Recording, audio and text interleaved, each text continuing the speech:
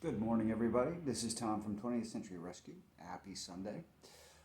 So I'll show you some things that I got yesterday, and we're going to start with the Fenton Silver Crest, and it's it's very popular. Um, the crystal-like edge in clear glass, and this is obviously a compote. This will be listed today, along with, in the same lot, this divided bowl. It's about 8 inches, I think, across in diameter. So they will be sold together. And I don't know if this was, yeah, I think this is probably a serving bowl. And I've never seen one of these before, so um, they're not as they're not as prevalent as the candy dishes or the compotes. But these two will be listed together as a set. If you really want one, just ask. That's fine. But it's just easier for me to do it in one fell swoop. Here we have, it doesn't show through on the camera, American Brilliant period glass, which was essentially hand cut, polished glass from the 1850s to 1917. So if you look through this, you can see all of that is hand cut. Now, by hand, I don't mean like chiseling. I don't believe they used wheels, and they drew on. They had a blank, and then they drew on the design, and they cut it on wheels. And being in the 1850s to whatever 1917, it's really kind of amazing what they were able to accomplish in the early days, especially. But this has a special rim, and I haven't identified it yet. And it's a small dish. So if you collect, this is kind of, I collect this stuff. But I collect because I think it's part of glass history. It really is. It's beautiful.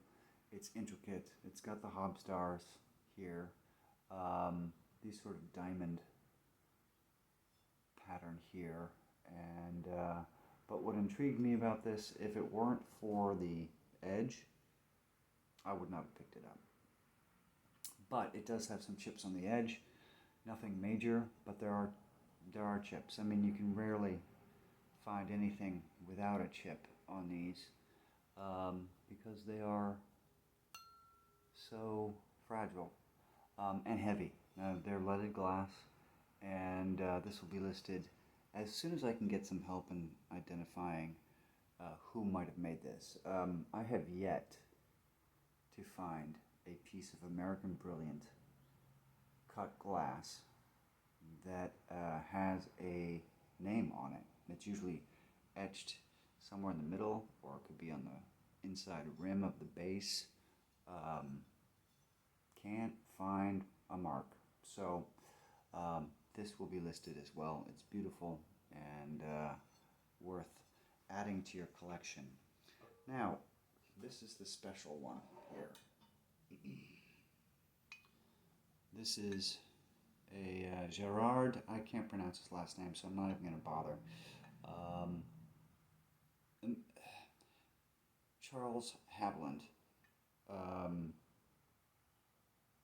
joined forces with people to produce and decorate Limoges. Now, Limoges is in and of itself is not a company. It's a region in France. So when somebody says Limoges, China, it's not a company. It's a region where these were produced. This is beautiful. It's got the rim matching the handle. Now this is a chocolate pot. It is 9.5 inches tall, 8 inches to here. The cover is perfect. The rest of it is also perfect. This is listed. It's listed I listed it last night, and it is marked CF HGDM. GDM stands for Gerard D something, not Depardieu, and marked France. The marking indicates the partnership between Charles Hapland and Gerard, and his last name, and Molette, I believe, didn't last long. 1891 to 1895, I think. So by the marking, this is at latest 1895. Now maybe you can see the on the cover the floral motif that's all over the actual vessel. Sort of a purpley pink. It's not really pink. It's more of a purple, a bluish violet color. Hand painted in, rimmed in gold.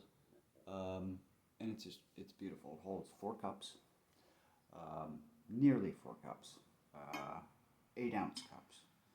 So, a chocolate cup would be not an entire cup. It would be a small, somewhere between a demi-tasse and a small serving, let's put it that way. So this is the special one. Now I'm going to show you something next that I found yesterday that I'm keeping for now anyway.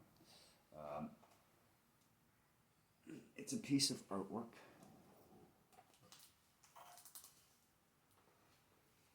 And I love it. Now, it's entitled Shakespeare. You can see how the sharp angles he's used, and if you can get closer, almost rivets in the lines that he's using here. It's very geometrical and somewhat abstract, obviously not entirely abstract, but a mixture of styles here, and it was done by a man named Irving Amen. It is signed. It is an artist's proof and entitled Shakespeare. Now I was an actor, so I really dig this. Now this, just for your information, is in terrible condition. This here, luckily, I don't know if you can see it. It's double matted, so the piece itself looks like it is in fantastic condition, and it's large. The backing, I need to get this reframed because there's not much protection left here in the back. It was framed in Hartford, Connecticut. Irving Amen was an artist who was born in 1914. He died in 2011. He was born in New York and was considered at the time, and I'm memorizing this from Wikipedia, that he was somewhat of an artist prodigy at age 14.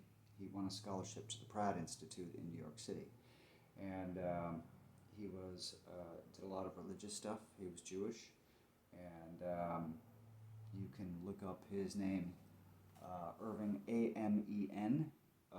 He's quite prolific. He did sculpture, he did lithographs, he did oil paintings.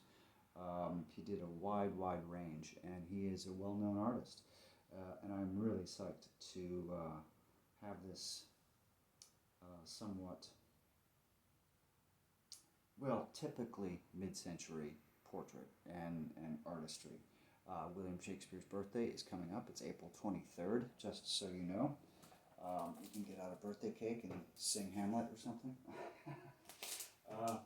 So that is today's short Sunday video, and I hope to see you this week.